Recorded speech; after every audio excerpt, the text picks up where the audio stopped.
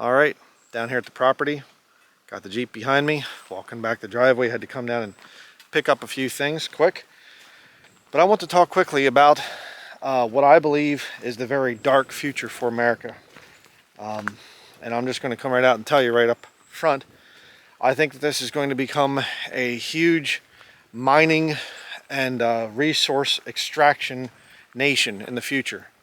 I think that the dark powers that be, in order for them to have the technological future that they need, in order for them to survive, and what the Bible would call the mark of the beast system, they're going to need to have some place where they can extract a huge amount of rare earth minerals and metals of all kinds, and even timber and whatever else. But they can't do it right now because there's too many people on the land here in America. And so their coming agendas are going to be done to eliminate the people, which I'll show you the proof of that here in just a minute, and or talk about the proof, I should say. But they need to eliminate people in large numbers in order to not have any resistance. Okay, if you are familiar with the ministry here, I actually fought against Wolfton mining in this area here. To the north of me is Picket Mountain, up in the above Baxter State Park, and just a beautiful area, very nice area.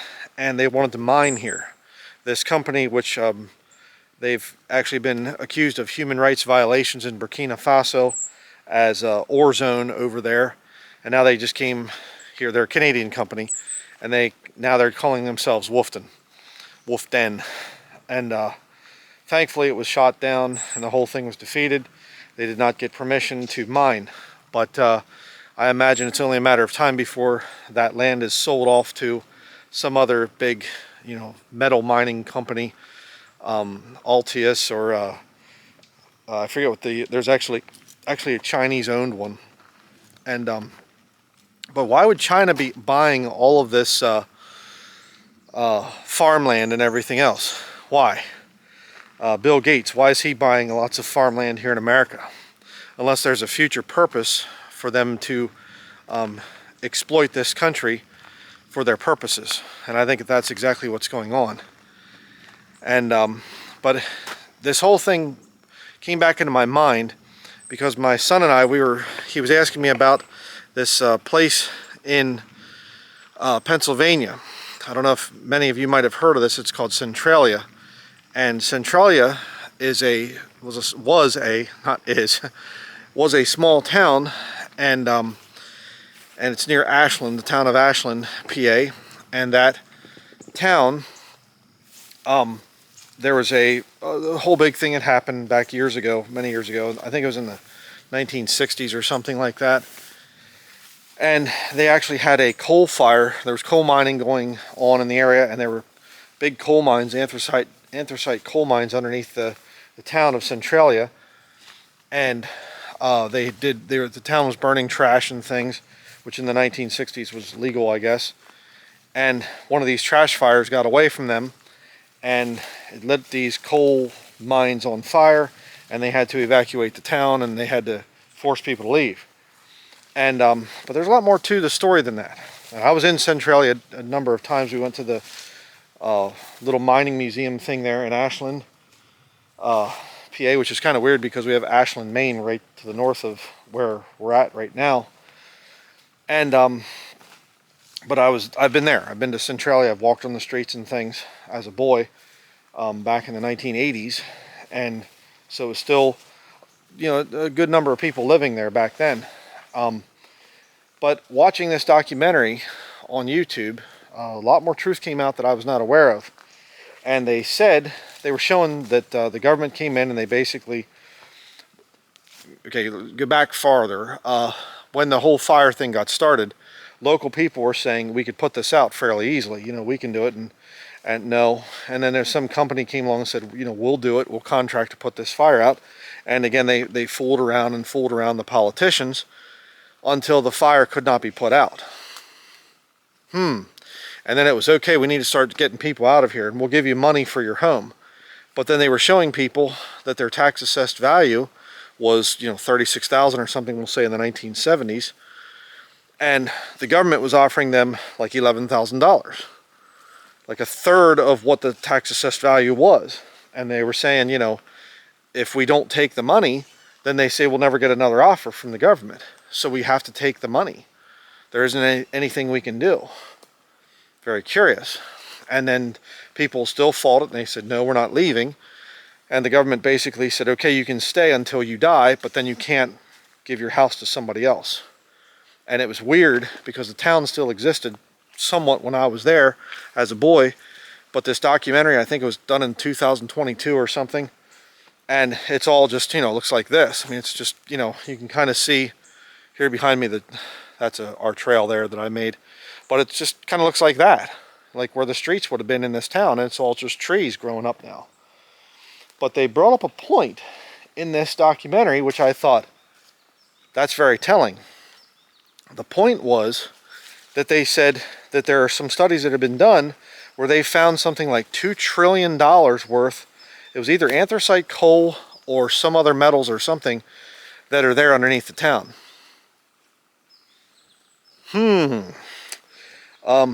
Maybe there's a cause for the government saying you need to evacuate. We need to get people out of this town. And of course, if you're aware of what happened down there with North Carolina, the hurricane that came through here, what was it, a year or two ago, something like that. And the hurricane came through and there was all this flooding, and people's insurance companies weren't willing to pay for the damages because it was, they didn't have flood insurance. And they said, well, we didn't need flood insurance. We're on the side of a mountain, you know, but we weren't expecting to have these huge, you know, rains and downpours and things. And a lot of people suspected weather modification techniques, which are documented. Cloud seeding has been proven that it works. You can create huge amounts of rain and do certain things to make storms get bigger or make storms get smaller. Almost like they might be trying to empty out the population of America. And then I see some of the bigger influencers and things on YouTube. Clayton Morris from Redacted, and he puts out some good information. Him and his wife, they put out some good information, some things out there. But then he's talking about, you know, investing in mining stocks. And I've seen a lot of the other Patriot guys, and they're talking about investing in mining stocks.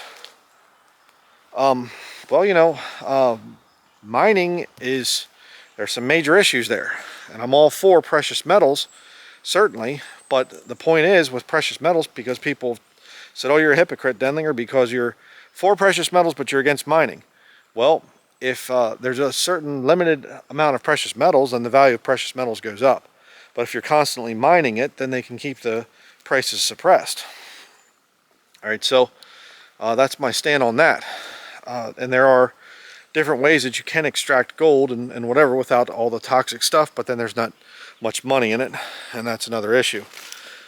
But people have all these devices, you know, their cell phones, their smartphones, and all the other things, and all the big brother tech that they want to come out with. And, you know, how are they going to get the metals for that? They're going to have to do it someplace. They've been exploiting Africa and doing horrible things to the land over there in Africa. But America's got some real mineral-rich areas. And I believe that's the purpose. And of course, in the Bible, if you study end times prophecy, it's all the kings of the East. Eastern powers. Things over there. Russia, China, India, you know, those types of areas. And of course, Jerusalem, right there, you know, Israel, the land of Israel. There's a lot of major activity there in the end times. But there's not any mention of a Western superpower like America. Meaning that America is going to get wiped out. And of course, you look at some of the things of artificial intelligence, and that's going to be taking a lot of the service sector jobs. And you know, again, it just blows my mind. I went to Lowe's up in Presque Isle, here in northern Maine, and they don't even have a regular cash register anymore. Down in the one section, like where you would get the just regular stuff. It's all self-checkout. And yet you go down to the lumber area and there's still people there that you can actually talk to, a real person that will actually check out, and scan your stuff and whatever else. And I'm thinking, how much longer? My son was joking about it this morning. He said it probably just gets to the point where there'll be these robots there, what lumber do you need? What things can we get for you? You stay out of the store. You're not qualified to be in here and whatever. I mean, it's getting to be that bad. But I need to say this about this whole self-checkout line thing. I think if you are at all patriotically minded, you need to resist that and insist on having somebody real to talk to. It's a very bad thing, a very slippery slope. And see, part of your the bill that you pay there, part of the money that you're paying at a store is going to pay for the employees. So why should you do the work of an employee? I'm going to go over there, I'm going to have my own bags. I'm not going to get the store giving me bags anymore. And then I'm going to go and I'm going to do the work of a cashier. Excuse me? No, I am paying extra money for this food, a premium, so to speak, for the food, so that some of that money can go to pay for the employees. Not so that some greedy store owner can pocket it because he's getting the people to do the work that his employees used to do. You know what I'm saying? Okay, so no, I don't use the self-checkout lines. And you say, what other things can we do to resist this New World Order agenda? Well, there are lots of things. Don't bother writing your congressmen or your senators and state representatives and all that. I used to fall for that thing, Write them and tell them and let them know. They're so out of touch with us anymore. I mean, but don't worry, Trump will do it. Trump, he's a real guy there. Just hides the Epstein list and all the other stuff. Yeah, right. Been a liar since day one. You don't get to become a multi-billionaire by being an honest, just type of a person. That doesn't happen. But your politicians aren't going to help you. Politicians are actors paid by corporate interests. That's what your modern politician is. There's only one way to turn this thing around, okay? And I shouldn't even say turn it around because it is prophesied that it will happen. You say, well, then there's no point in fighting. That's not what the Bible says. The Bible says that we are supposed to let, or in other words, hinder the Antichrist system. That's our job as Christians. We're supposed to slow it down, to mess it up, to do things in such a way that it causes frustration on their part. And that's what we're supposed to do. But my channel exists to provide arguments and ways of thinking for people that have, enough open-mindedness that you can look at some other perspectives and realize that Brian Denlinger is not some kind of a corporate church guy, an organized religion guy, and whatever. I'm not. I'm rejected by 99% of professing Christianity. They hate me. I mean, literally hate me. Because I tell the truth about their system. They don't like that. But what I'm trying to get you to understand out there is this very dark future. And of course, I realize that there are city people that watch me, that you are disconnected from this life out here. This is my land that I'm walking around on. And it's weird too, because after I did the whole Wolfton thing, I got a whole bunch of offers from other states, wanting to buy my land. But if you're living in the city, you just think, oh, this will be out there for my enjoyment and whatever else.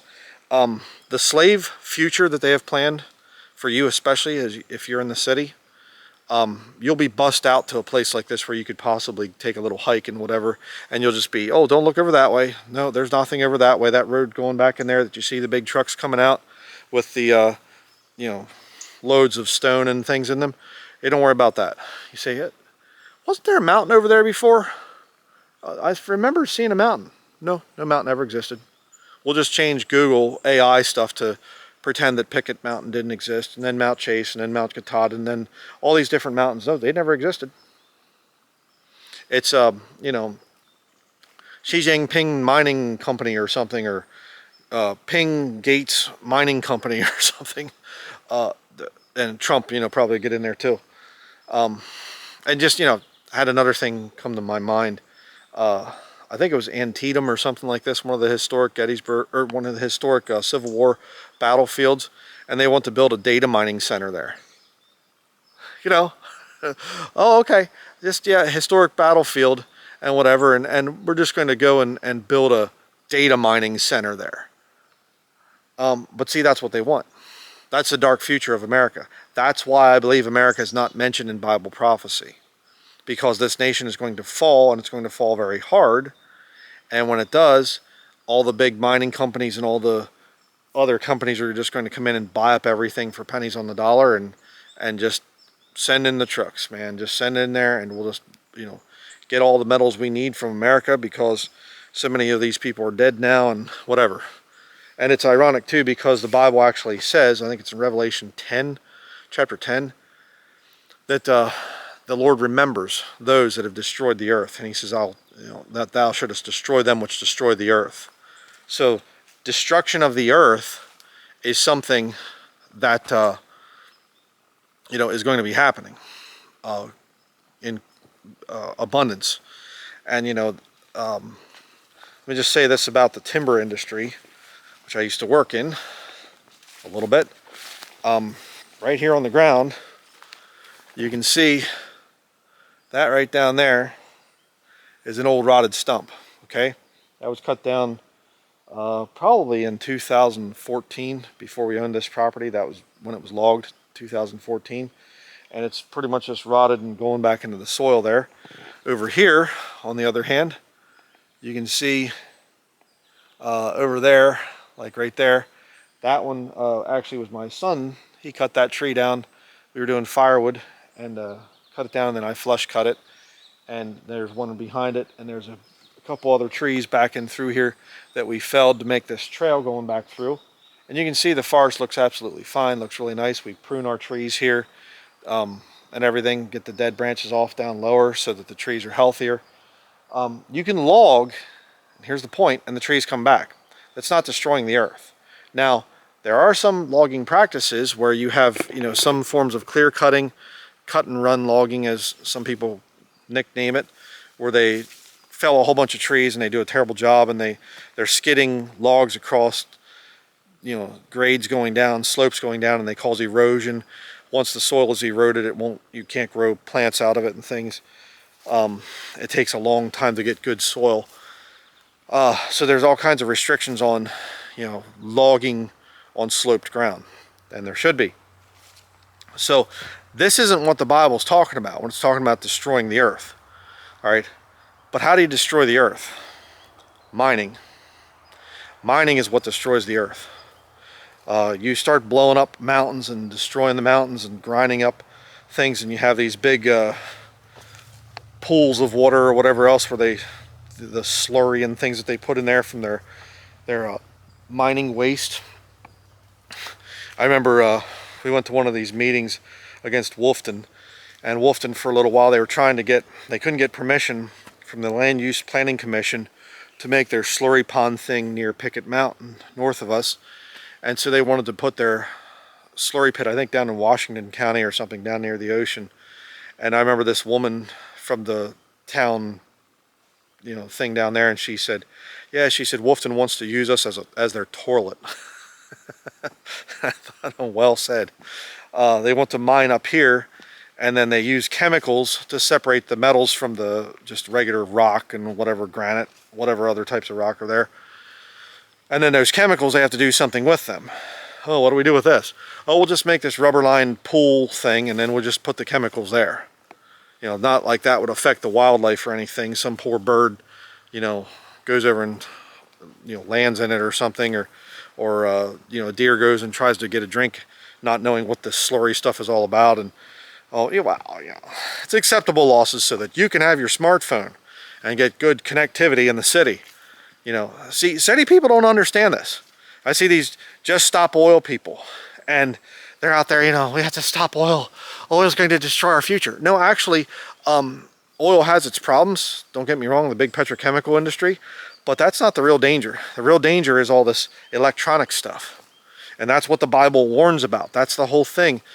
And again, we were talking about this morning, and I was saying about, if they ever get robots controlling everything at Lowe's, they'll probably say, oh, your social credit score is not good enough for you to get lumber, and you didn't have things cleared with the local town office, so you can't get the wood to build the deck on the back of your house because you haven't had permission yet. I mean, and I just was trying to illustrate the point that it's going to be a nightmare future. The reason people can't get saved after they take the mark of the beast is when you take the mark of the beast in the future, you literally lose your free will. And that's what these devils want, these satanic devils. You know, go way back to the Garden of Eden in the Bible. And even if you are an atheist and you say, I don't believe in any of it, it's all fairy tale. Okay, listen to the concepts here. Okay, because you have to understand there's a spiritual realm, and these globalists are into this spiritual stuff. Okay, so please understand the concept of what I'm saying here. And if you believe the Bible, you'll understand where I'm going with this. And that is, you go back to Genesis chapter 3, and Satan tells Eve what? Ye can be as gods, knowing good and evil. Well, if you can be a god, if you can eventually say, I can get to the point of becoming a god, well, what does God give us? The real God of the Bible. He gives us free will. That's why they're suffering, because God said, I'm going to let you choose your life and whatever, and some people choose some really evil paths. All right? And God has his way of stopping them and moving things and whatever else, and he punishes them for all of eternity. Those who choose evil as their free will choice. But if you want to be a god on this earth as a person, what do you have to do? You have to take away people's free will. And you see, that's the whole point of this. Take away the people's free will by controlling them through technology. What was the clergy plan? We have to conquer the North by technology. Use the use of technology. All right? It's all right there.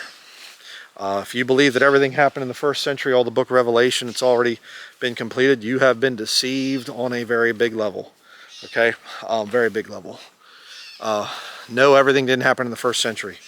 The nightmare world that is described in the book of Revelation is in the future. It's coming. And if you can do some research, you will see that I'm right. And this beautiful place where the Lord has allowed me to live up here, as long as I'm alive on this earth, I'm going to fight for this. I'm going to fight for people's freedom. That's what I want. And if you're an atheist, I'm fighting for your freedom. I'm not going to force my religion on you.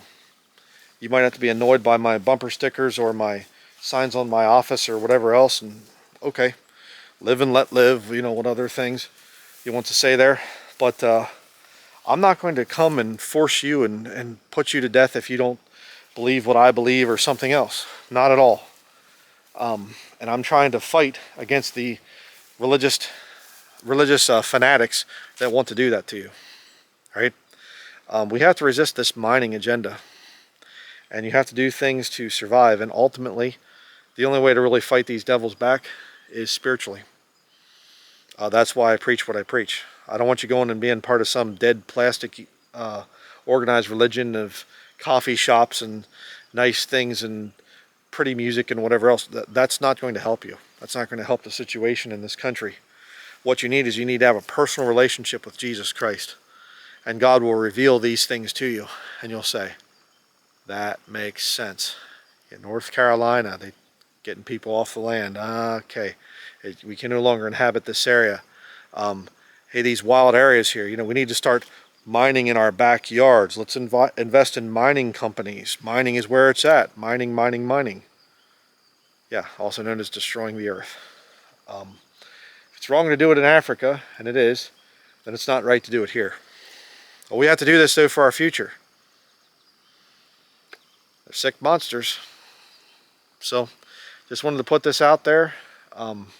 Seek the Lord while he may be found. Call ye upon him while he is near. That's my advice to you.